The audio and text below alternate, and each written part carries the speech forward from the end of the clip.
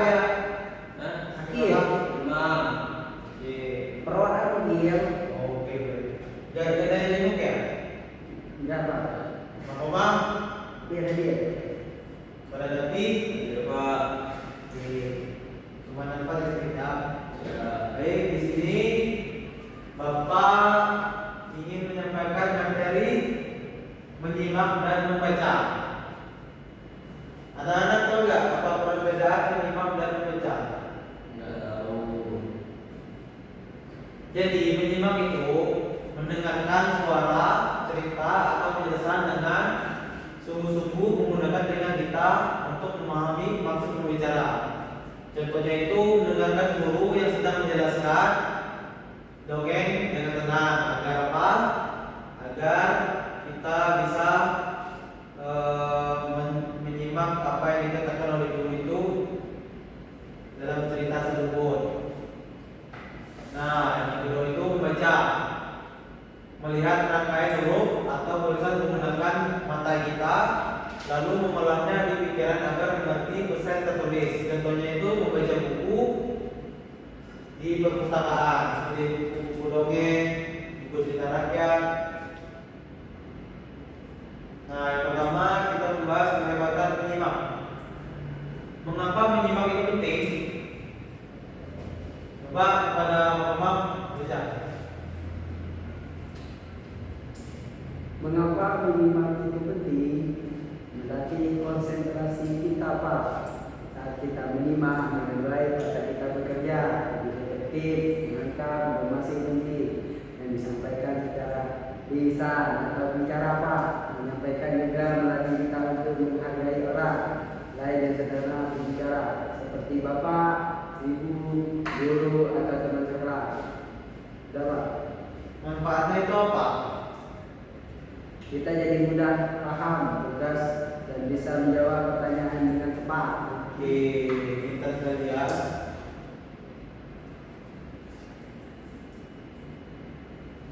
Nah, di sini ada 3 rahasia menjadi penyimak hebat. Yang pertama itu kita harus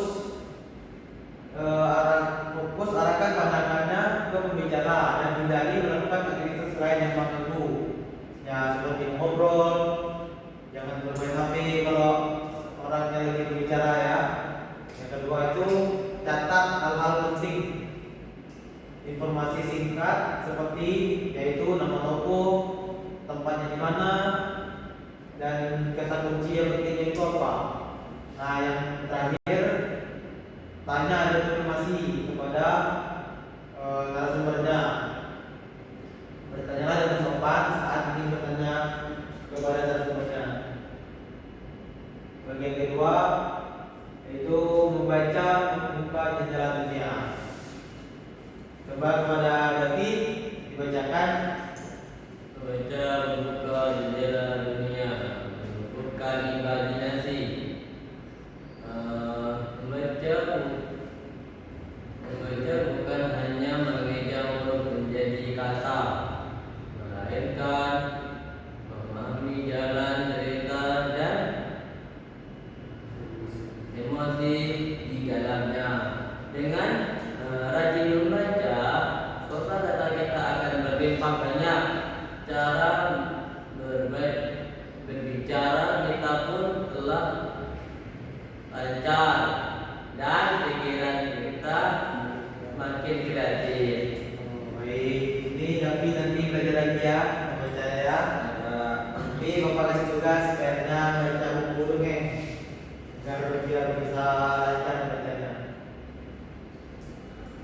Nah, di sini ada 2 cara seru dalam membaca. Yaitu pertama membaca nyaring, membaca dengan mengeluarkan suara yang jelas, menggunakan intonasi, tanda baca yang tepat dan ekspresi wajah yang hidup. Ya, ini cocoknya digunakan saat membaca dongeng atau puisi di depan kelas agar teman mendengarkan dengan jelas. Itu ya. Yang kedua, membaca intensif. Membaca di dalam hati tanpa suara dengan penuh konsentrasi tinggi untuk memahami detail teks yang cukup rumit. Ini sangat bagus untuk mengerjakan soal latihan memahami petunjuk arahan atau membaca artikel pengetahuan. Next ya. Memahami bacaan dengan adik simbang. Ini ada 3 jurus tanya, gunanya untuk apa, contohnya dalam cerita. Yang pertama, jurus tanyanya itu apa dan di mana. Gunanya untuk apa? Gunanya untuk mengetahui peristiwa utama dan tempat kejadian cerita. Contohnya dalam cerita itu, apa yang dicuri kancil, di mana ladang Pak Tani. Nah, itu contohnya. Dan yang kedua, kapan dan siapa. Gunanya untuk apa? Mengetahui waktu terjadinya dan tokoh-tokoh yang terlibat. Contohnya itu, kapan mereka mulai membaiki, siapa saja yang ikut. Nah, itu contohnya. Dan yang terakhir, jurus tanyanya mengapa dan bagaimana, yaitu gunanya menjelaskan alasan terjadinya sesuatu serta proses atau caranya. Contohnya dalam cerita seperti mengapa semut menolong gajah, bagaimana caranya. Nah, itu ya.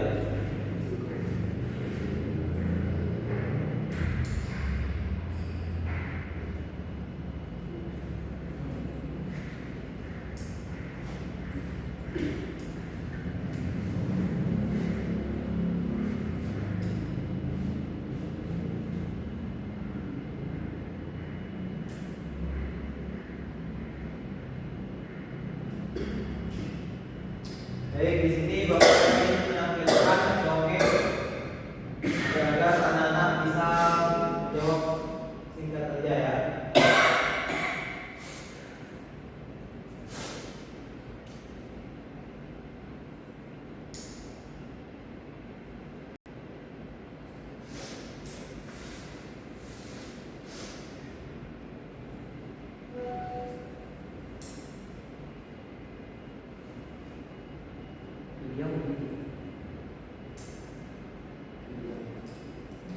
Video Pak. Mau video ya? Ya. Oke, kita jadi YouTube ya. Tingkat. Tingkat.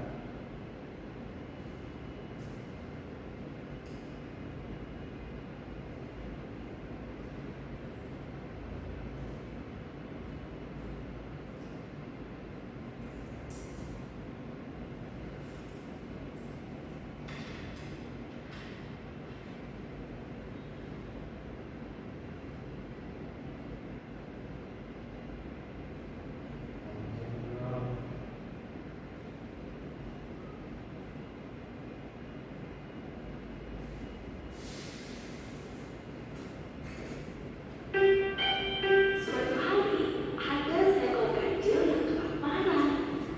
Dia ingin melahap ketimun kesukaannya. Tapi ketimunnya ada di seberang sungai. Kancil berpikir dan menemukan ide yang bagus. Si kancil berteriak, "Buaya, buaya, ayo keluar!" Para buaya terganggu oleh si kancil.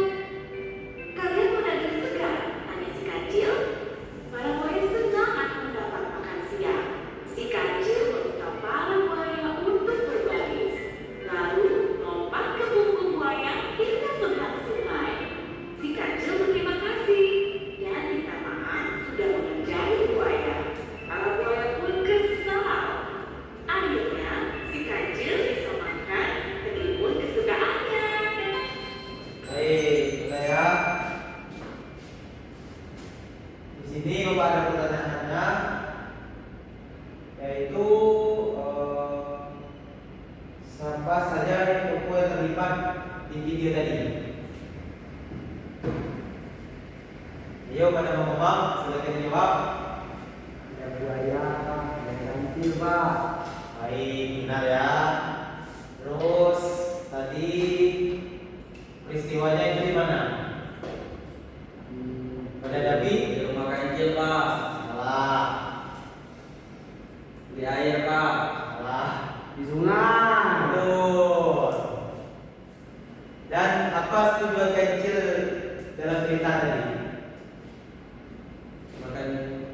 Pak.